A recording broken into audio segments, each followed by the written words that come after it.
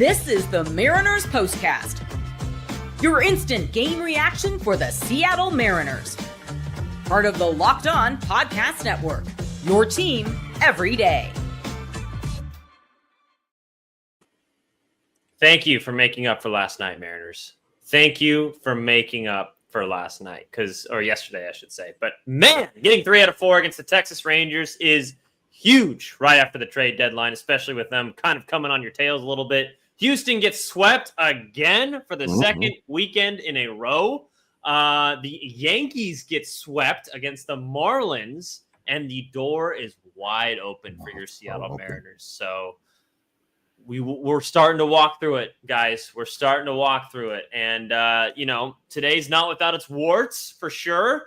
But you get the dub, and that's all that matters. A massive throw by Cal Raleigh there in the 9th inning to gun Sam Haggerty. And then Andres Munoz coming up clutch when you absolutely need him to. The Mariners win 3 out of 4 against the Texas Rangers. 5-4 is the final score. Some big home runs from Julio Rodriguez. We'll talk about him a little later for sure. Randy Arozarena and Jorge Polanco and J.P. Crawford. Oh, sorry, Randy didn't homer today. Polanco did and J.P. Crawford. But Randy still had a good day at the plate. So just lots of good vibes going around. A good 3 out of 4 against the Texas Rangers. Chris Crawford, initial thoughts. Can't overstate how big it is. Can't overstate the difference between a series win and a split here because, not only the disappointment that would come from losing the final 2 games of the series, but just, you looked so good on Friday. You get that amazing win, Thursday. You look so good Thursday. You get the crazy comeback on Friday. Saturday, some things go a little weird. And then Sunday, if you lose that one, you're feeling pretty crappy. But we're not feeling crappy, folks. We're not feeling crappy at all because this was a nice, complete team win. And it's interesting because, there were some warts, but there were also everybody kind of had a great moment today. There were a bunch of really strong moments from the guys that you need strong moments from.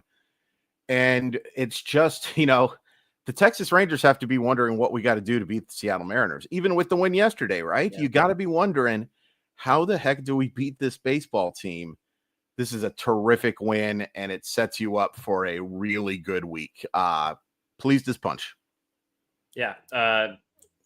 Chris Crawford, you are JP's dad, and JP is the Rangers' daddy. So therefore, the Rangers are a grandchild. How do you feel about that? They don't call very often. They're that grandchild who just is waiting for me to send the $20 check every month. So, I still love them. I still have to love all of my children and my grandchildren, but they're not my favorite.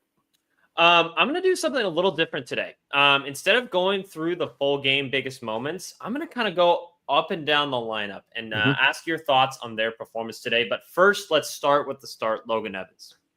So Logan Evans' line isn't great. 5 innings of 3-run baseball. And again, I've brought this up before. 5 innings of 3-run baseball doesn't sound terrible until you think of the fact that it's a 5.40 ERA, right? Like then it goes, oh. Now, having said that, if your 5th starter gives you 5 innings of 3-run baseball every time, you don't really give a crap about that ERA. You'll take it. Okay, this is the best it can be. This is the worst it can be. Right. We can win a lot of games like this. That's not how baseball works, but that's you would sign up for it. I also think it's worth pointing out that this could have easily been 5 innings of shutout baseball because absolutely 100% Corey Seager was struck out in the pitch before. Yeah. Absolutely atrocious job from the home plate umpire once again tonight. It was disgusting. It's disgusting, and I'm sick of it. And then that ball has to be caught by Randy Arozarena. That double has to be caught, man. That is the adventures that we haven't seen as often as we thought we might from Randy Arozarena, but they were there. They were there for sure. So, again, I don't have a ton of trust in Logan Evans, but we can only react to what we saw tonight. Yep. What we saw tonight was good enough. It was certainly good enough. You outpitched Jacob deGrom. Does some of that have to do with how Jacob deGrom pitched today? Sure. Absolutely it does. But you did the job. You did the job. You kept your team in the game. And outside of a couple of pitches here and there, I thought he pitched pretty solid. Yeah, I agree with you. I think if you get that from your 5th starter, we've said it a lot. If you get that from your 5th starter, I'm fine with that. And against a decent Texas lineup. I don't think they're amazing by any stretch of the imagination, but it's not a terrible lineup either. I think you're looking at a pretty league average offense in terms of ability. They're below that in a lot of the numbers, but I think they've come up recently as well. So if you're able to get that line, like you just said, from your fifth starter against a good offense in a game that you kind of needed to win, I'm taking that every single day of the week. All right. I mentioned I want to do something a little different today. We normally would kind of go through the big moments in the game. We can mention those big moments, but I'm going to go 1 through 9, and we're just going to talk about their performance today on the baseball field. Randy Arozarena. So, we talked about the mistake that he made in the outfield, but I thought a really solid game. He gets the big walk to lead off the inning, and that's kind of when I knew that deGrom wasn't going to be the same deGrom we've seen for most of the year. And Rangers fans will be quick to point out that he has not been great in his last couple of outings. So, taking advantage of that situation. But that's kind of what I knew. And then that double was really big as well. The other thing I'll mention with Randy is I had joked about this on social media, and I hope that it happens. Somebody sent me a DM that they're making it. I need a t-shirt and I need a mug of the bro hug between Julio and Randy. Yes, the 2-0 thing. Yeah. Oh, that was so good. Well, that, and also in the outfield, they almost collide. And Julio ends up giving Randy gives up a big bear hug of that. I need that too. I need that on a mug, and I need that on a t-shirt for sure. Solid offensive game. I think he's looked fine in the leadoff spot. I don't see any reason to make any changes in that regard. I totally agree. Cal, second 2-hole. So Cal had 2 really big moments today. And, it's worth pointing out he strikes out in that first at bat, and you're saying, oh boy, is this going to be one of those games? Cal has 2 huge moments. First of all, before Julio homers, the walk was an outstanding at bat. And that's big, right? Because it's a 1-run baseball game. And then that makes that a 2-run homer instead of a solo shot. Also, that throw, and I don't know how they missed it in the real time, to be honest with you. It was pretty clear he was out right then and there. That throw, Cal Raleigh is just a special baseball player. And even after you have golden sombrero games, and actually more than golden sombrero, platinum sombrero games like he did yesterday, he still finds a way to make an impact, right? Like he still finds that way to get something done. Awesome game from Cal Raleigh. Yeah, good. All I'll say about him is, like, even if it feels like he's in a slump, which he is right now, he finds ways, like you said, to impact the game, whether it's with his defense, whether it's with a walk. He is not in the same stratosphere as he was in the first half of the season at this point in time, but that's fine. Yeah. This is what happens when you have a good lineup. You don't have to have someone vying for the MVP for their entire season when you have guys like Randy, like Julio, hopefully Suarez and Naylor. And as I say that, Naylor in the 4-hole, 0 for 4, 2 Ks. Yeah, not the best. But I will say you saw that I talked about his arm on that terrible throw he made on the double play a couple days ago. It's not a question of arm strength. That guy has a cannon for an arm. And he made sure that runner doesn't get from second to third in a big moment in that baseball game. So even there, somebody makes a little bit of an impact. Yep. Now Suarez in the 5-hole. It seems like both him and Naylor, and I honestly kind of expected this when the trade came, that they're going to take some time to get kind of used to things here. It's just kind of what happens with baseball when you see big moves. It's just don't worry. I know I skipped Julio. We'll get back to that. Don't worry. Yeah, we will get back to that. But it just seems when these moves are made, especially mid-season, it's going to take some time for these guys. Even though Suarez has been here, it's just there's a comfort factor getting used to the guys around you, the routine and everything. I don't doubt that they're going to be really big parts of this offense moving forward. Yeah, absolutely. And it's been a struggle for sure. And today was another example of those struggles. Was nice to see he didn't strike out at all today, so that's a positive. And he made a nice catch on a liner as well. So it's just a matter of time. Just a matter of time. And, we've talked about it a lot, that while we were even talking about the potential of getting him, Eugenio Suarez is a streaky offensive baseball player. What he is. So that's just what he is. Yep. And I think I had some questions about his defense, maybe a little less than others, just in comparison to Ben Williamson. But his defense has been fine. It's been fine. Totally fine. He's been fine. There's been a couple of ground balls that I thought maybe Williamson makes the play that he doesn't, but it's been fine. It's been fine. again, that is much more compliment to Ben Williamson than insult to Eugenio Suarez, right? He doesn't have to be an elite defender as long as he's providing the offense that we're expecting. Yeah. That hasn't happened over 4 games. It's 4 games, folks. It's 4 games. I think Eugenio Suarez is going to be fine. Yeah. Jorge Polanco, if it weren't for what Julio did today, he'd be my player of the game. The dude is just as consistent as hell right now. He's having good at bats up every single time he comes up. Sure. He can drive the baseball again. It's great to see. And when you need him to play second base, he can do it. So Jorge Polanco today. Go ahead. I mean, that homer was just massive. It was just massive. To get off to a lead and to make that matter was important. And he just looks so much more comfortable. Now we'll see what happens, right? Because every time you feel like Polanco's in that groove, something happens, be it injury, and golly, I hope that's not what it is, or just being one of the worst players in baseball in May. But this version of Jorge Polanco, the fact that Jorge Polanco is your 6th best hitter, and you could argue 7th best hitter, 7th most important hitter, is crazy. It's crazy because this guy had to be your best hitter in April to really carry this team when other guys outside of Big Dumper weren't hitting, right? Yeah. So, if this version of Jorge Polanco can just last a couple of more months. By the way, and I know this is a long time away, I keep thinking, as much fun as I'm having watching this team, how different this team could look next year because of all the free agents that they have on this team. It's kind of crazy.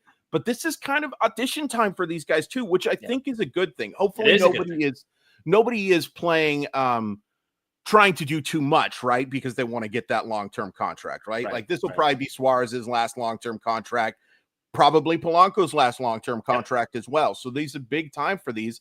And hopefully that leads to opportunity for the Seattle Mariners over these final, I believe, 49 games now. Crazy.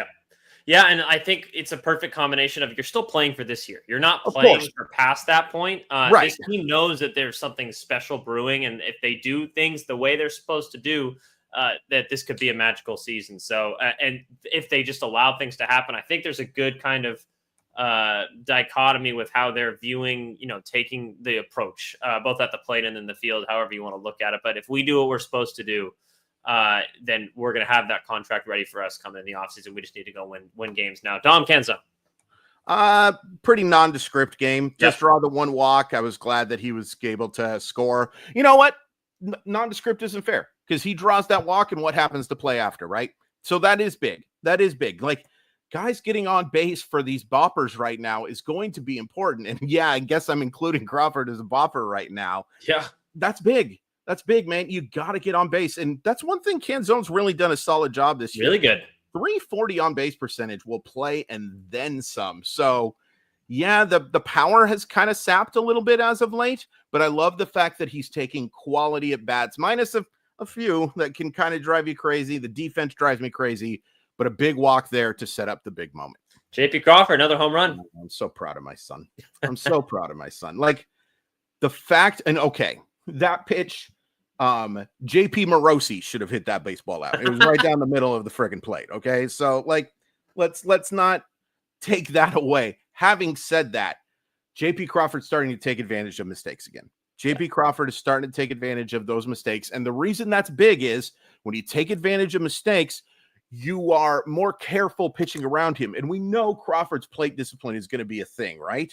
Yeah. The question is going to be whether or not they feel comfortable keeping him in this 8th spot if this keeps going, right? Because his on-base skills can be elite. Like elite doesn't even begin to state one of the best in the league. Yes. One of the absolute best in this league, any league, really. So what do they do? What do they do here?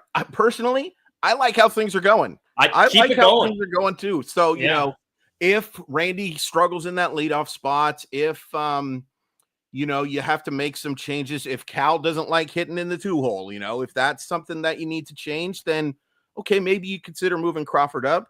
But I sure do like having him in that 8th spot right now. Yeah. Plus, it just feels like, I don't know, with your lineup and how long it is, and we'll get to why we're doing this, format in terms of our postcast in just a second. But I love the vibe of okay, you have you go through the kind of the meat of your order, whether Sure. it's Randy through Polanco. Right. Canzone's still getting on base, like you said, and he can still mash it out every once in a while. Then you get JP, and then Cole Young, who's also been hitting well, and we'll get to him in a second. But then you're already at the top of the order again. That's what having a long lineup does, guys. Exactly. This is why it's so, and it screws with pitchers. Yeah, Good pitchers like Jacob deGrom, where it's like, okay, you have to kind of pick and choose your moments. Ryan Wilson-Smith talked about this yesterday. You have to pick and choose your moments to like attack guys versus pitch around guys. And you can't, there's not really a full-on weak point in this lineup right now where you can just be like, all right, I get this out, and then we'll kind of get back around on that. No, even the bottom of the lineup, JP Crawford's mashing. Yeah, that's a great point. And, it's so nice to not have automatic outs. It's so nice that even guys who don't get on base at a huge clip are guys who that you got to be careful with, right? Yeah. And like that leads to Cole Young, who doesn't have a very good offensive day today, but a really nice job on that play in the ninth inning. Two of them getting that tag down, and then also, oh boy, when JP Crawford flubbed that baseball, I was mad. And here's the thing: the first angle they showed, it looked like he was safe, right? So I was like, oh crap. But then they showed that angle from the other side, and it was relatively clear that he was out, right?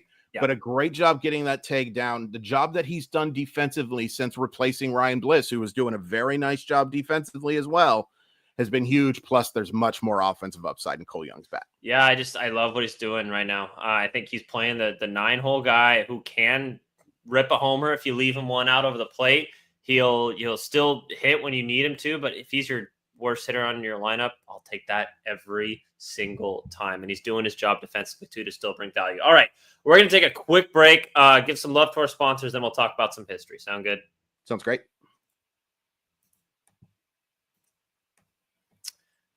Time to fuel up and turn it up with 5-Hour Energy Transfusion. It brings bold grape, ginger, and lime flavor of your favorite golf drink, minus the alcohol, into a quick, energizing shot. Whether you're sinking birdies or making memories with friends, this one's a hole-in-one for your energy game. Let's be honest, some days on the course or even off it, you just need that extra boost to stay sharp and energized. When I'm on the course, I love to talk trash. It's so much fun because I know I'm bad, so I might as well have fun being bad with it. And so I need that energy. So if I have something like 5-Hour Energy and that flavor sounds delicious to me, I love ginger, I love lime. I can imagine drinking that in a Moscow Mule Cup and that tasting really good. That sounds pretty good to me. Thank you, 5-Hour Energy Transfusion. Golf is all about good times, good people, and good flavors, of course. The grape ginger lime flavor gives you the best parts of your clubhouse go-to without chasing down the bev cart. If you go to 5hourenergy.com today, that's number 5hourenergy.com. You can use my promo code LOCKEDONGOLF to receive 20% off your order. This offer is valid only until September 30th on one order and cannot be used with other promotions. The code is not good on subscription orders. Whether you're messing up with friends, meeting it up with friends, or trying to turn 18 holes into 36, get the energizing boost you need to power through. Order transfusion flavored 5-Hour Energy shots today. Today's episode is brought to you by Game Day Hue, and so is this hat that I'm wearing. For the Kraken, in this case, fans like me, this one hits the mark. Game Day Hue makes clean, no-logo gear with team-inspired colorways for every pro and college fan base. It's all about letting your color speak for you. No giant logos, just smart, versatile style that works on game day, on the course, or anywhere in between. I love that. I love the ability to have something that I feel comfortable wearing on the course. I'd feel comfortable wearing it at the stadium, but I just feel comfortable wearing it to a barbecue or wearing it to a business meeting. When you don't have that big logo, you can get away with that a lot more. So that's a nice thing from Game Day Hue. Right now, you can get 15% off the code MLB15 at GameDayHue.com. That's GameDayHue.com. The code even stacks on bundle deals, so now's the time to load up. Let your colors talk because colors speak louder than words. That's GameDayHue.com, code MLB15. All right, we buried the lead a little bit. Julio Rodriguez, first player in MLB history to have a 2020 season in his first 4 years, and he does it on August 3rd. He's starting to heat up big time. And yes, there's some, I don't want to say caveat, but there's a little bit of a different lens, especially with all the stolen bases that you're getting in today's game. So Right. like 20 stolen bases now is different than 20 stolen bases 15 years ago. Totally understand, but it's still history. And I think the bigger story is just how he's looking at the plate. He looks a lot more comfortable. Also makes some great catches in the outfield too. Ooh. Just talk about your boy, because I can't even begin. Yeah, it was a special game. It was a special game, and it was pretty cool to see that he gets to 2020 on the same day that he hits his 100th home run, right? Yeah. Like that's pretty cool as well. And he's on pace to do some pretty special stuff in his career, right? Like as frustrating as sometimes the offensive lulls have been, he's still on pace to do some awfully special things as a 24-year-old who doesn't turn 25 until it's either December 30th or 31st. I should know my best friend's birthday, but great game. And that catch in the outfield too, man. Like that is such a difficult play to make, man. And he just misses robbing a homer too. That ball just kept fading, and it kept fading and fading because I was shocked it got out. Really surprised. I was like, the way it kind of went off the bat was like, okay, like not almost lazy fly to left center field. And that just shows how strong Corey Seager is, right? Yeah. Like that guy has enormous strength. He came this close to having that home run robbery as well, but it's just great. And it's great to see a moment like that at home. And, that homer, that's a really difficult thing to do. Not only was it a 98, 99 mile per hour fastball, to take it opposite field to one of the deepest parts of the park is insane, man. It is one of the reasons why T-Mobile is such a hard park to hit in. A lot of these strong right-handed hitters like to go the opposite way for home runs because you can let the ball travel, right? But with T-Mobile, 380 to right center field makes it really tough to do that, right? And there's enough outfield room, unfortunately, that a lot of those balls that you think would get in the gap get caught. So that's tough. So to take that ball out to right center field in a huge moment too. Yeah. Whether you believe in momentum or not, the Rangers had the momentum there, right? It was 2-1, and you weren't feeling great about how Logan Evans looked in that inning. But then Big Dumper draws that walk, and Julio Rodriguez just smashes that baseball. And you know what else I loved? That he got a hit in the next at bat too. A nice line drive single into right field. Cole Winn got him. Cole Winn's a really talented pitcher. He could have a very nice career in this league. But this was a terrific game from a superstar. This is the type of thing that we need to see from Julio Rodriguez for the next 7 weeks. I'm not sure if you know this, but do you know when the last home run that Julio hit at home was? Oh boy, it's got to be a while. May 28th. Was that a guess? Yes. May 27th. Oh, dang it. But holy still, crap. That's a long time, man. Yes. That's a lot. And, it doesn't surprise me thinking about it because June was just such a month where he just could not drive the baseball. Yeah. That's great. That's great to see that ball travel over the fence because he's hit for a decent average, at home over the last few weeks, and that's fine. But boy, we need to see that ball travel over the fence. It's so nice to see. It changes the game. It changes the game when he can, and steals the base today too. He can change the game when he gets those singles as well. But when you're driving the baseball like he did today, some pretty special stuff. Should we really quickly talk about the bullpen? Because that's where I was going to go next. Go ahead. Oh, it makes me even more frustrated that they didn't go to Caleb Ferguson earlier today or Saturday, because he was terrific. Because he was nasty today. He was nasty today. Carlos Vargas, he does give up the homer, and I have to admit, I missed that homer. The Adolis Garcia homer. It wasn't a terrible pitch. No, that's what I've heard somebody suggested that Garcia just put a little swing on it and got out and take advantage of the velocity. Exactly. He's certainly strong enough, a guy who's been in the home run derby a couple of times, that he can do something like that. But a really nice job in that 6th inning, right? Or excuse me, the 7th inning, on a day where they were so depleted in the bullpen. Yes. So depleted. Nice job from him. And then Andres Munoz, I got to talk about this now because, he throws the walk. I kind of wonder if Matt Brash and Andres Munoz are tipping pitches right now, because these guys are laying off elite sliders right now, like elite sliders, and just this shouldn't be happening. This should not be happening. I saw some takes and some foul balls on some pitches. Like, how the heck did you know that was coming? And how the heck did you make that contact there, right? Maybe it's not even pitch tipping. Maybe there's a sequencing thing going on where teams know what's coming. Either way, it's interesting, but I thought Munoz pitched terrific. You know, he issues that leadoff walk and then the weak little ground ball. Thank you for trying to steal Sam Haggerty. I know a lot of Mariner fans love you, but that to me, that was kind of a bad decision.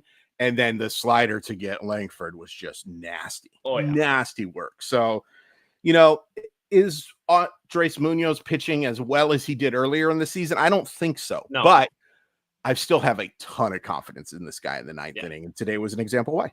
Yeah, and I think, like, especially when you have two elite pitches like Munoz does, it's for some guys, you're just keying in on one, and this is total speculation. I have no idea what's going on, but 100%. If you are just keying in on the slider because you know that he can sometimes hang that a little bit, and it's probably more likely that you get to that than the rising fastball, right? Then you just look for any sort of spin, and then that's the one you're going on. Maybe he is tipping it with it. I know it has been an issue when there's guys on second base. Right. There was the big Yankees thing about guys like jumping up and clapping like that. That's my exercise for the day, by the way.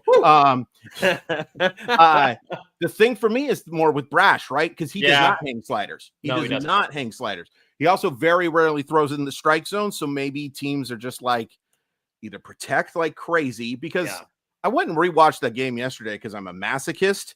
Man, the pitches that Brash threw were terrific pitches. They just dinked and dunked and dinked and dunked. And in fact, Legumina, those pitches that they threw weren't bad pitches either. There was no hard contact there. So there's a lot of unluck too. Like they weren't squaring it up. No, they got BABIP to death, man. That happens sometimes. But it is interesting just because I have not seen the same swing and miss totals from Brash and Munoz lately. So I do wonder if there's a little bit of sequencing thing there. And Matthew brings up his slider velocity is only like 85 now. I mean, that's a big difference. You know what I mean? Because that's substantially different than what the fastball is right now. So maybe that's just a little bit easier to pick up. And it used to be like 90, 91 sort of in that range with Munoz. So yeah, I mean, that could definitely be something too, whether it's, you know, just a slight mechanics switch or something like that. I don't know. It's a small quarrel for today. You win 3 out of 4 against the Rangers. You gained 4.5 games on Houston in the last,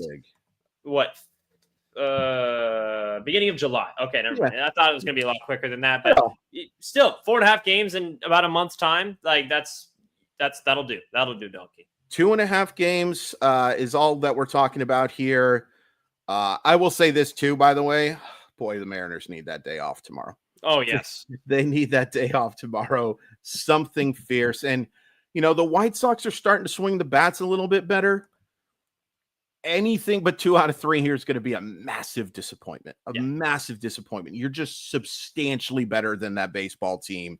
And you should put up some nice offensive numbers over this week. All right. So tune in. Like I said, day off, like you said, day off tomorrow. We need it too, by the way. Goodness gracious. Especially you. Like I took Thursday off, so I was able to get a little day squeezed in there. But I just wanted to make sure that everyone knew that I'm the lazy one, not you. We'll be back to you guys on Tuesday. Who was the next series? I haven't even looked yet. The White Sox. It's the White Sox, and then it's the Rays, who are not really in contention anymore. You know, these are especially with Jonathan Aranda hurts them a lot. 1,000%. These are big games. This is anything but a 4-2 week, and we'll talk about it on Mollywop Monday tomorrow. But absolutely tune in 93.3 KJR FM with Ian Furness, myself, Christopher Crawford, and Nathan Bishop at 1:20 p.m. Pacific time, if you so please. And of course, catch Ty and Colby. They'll recap this whole weekend series kind of in a bigger picture sort of view. We do daily podcasts here on the POSTCAST. And then, of course, you still get your Locked On Mariners content with those two. If you like one of us better, please tell the other one so that we can kind of rub it in their face. That sounds good. Really appreciate you guys hanging out with us every single day here. Enjoy the day off tomorrow. Mariners baseball's fun. Let's keep it rolling. Sound good? That sounds great. Do you have any other last words while I'm trying to find my closing picture here? Go Mariners. Go Mariners.